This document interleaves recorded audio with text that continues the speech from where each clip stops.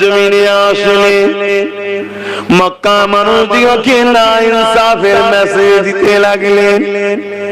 লা ইলাহা ইল্লাল্লাহ, अल्लाह के सिवा दूसरा कोई माबूद ही नहीं, ए रसूलुल्लाह मैसेज দিতে লাগলেন, সেই আল্লাহ তোমাকে আমাকে কেন বানিয়েছে এই মেসেজ রাসূলুল্লাহ দিতে লাগলেন।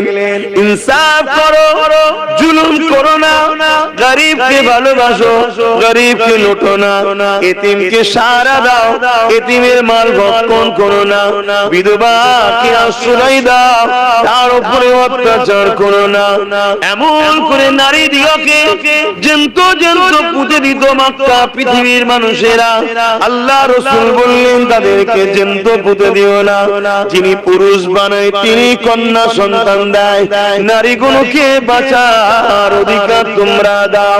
আল্লাহ নবী যখন এই মেসেজ দিতে লাগলেন, এ যুবকেরা, তরুণেরা, বাপেরা, ওই সময় মক্কা তৎকালীন জালিম শাসক ছিল আবু জেহেল, উতবা, সাইবা, আবু লাহাব, তারা আমার রাসূলুল্লাহকে বিরোধী শুরু করে দিল। কেন? তারা মানুষকে একটা দুটো নয়, নকল খোদা হাজার হাজার ধরিয়ে দিয়েছিল এবং মানুষকে তারা বুঝিয়েছিল গরিব হলো আমাদের কৃতদাস দাসী, নারীদের কোনো সম্মান নাই, নারী হলো পুরুষদের ভোগের জন্য।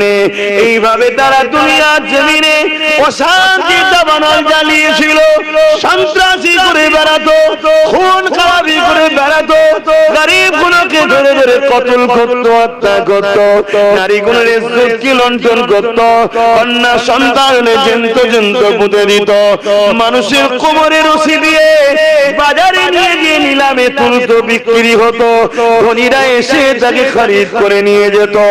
এই অন্যায়ের বিরুদ্ধে আমার রাসূলুল্লাহ দাঁড়িয়ে গেলেন, একা নবী আমার দাঁড়িয়ে গিয়ে বলতে লাগলে, তোমরা তোমাদের স্রষ্টার বিরুদ্ধে কাজ করছো, স্রষ্টা আল্লাহ আমাকে পাঠিয়েছে, জুলুম বন্ধ করো, অন্যায় বন্ধ করো, মানুষের উপরে জুলুম অত্যাচার করো না, কৃতদাস দাসী প্রথা বন্ধ করে দাও।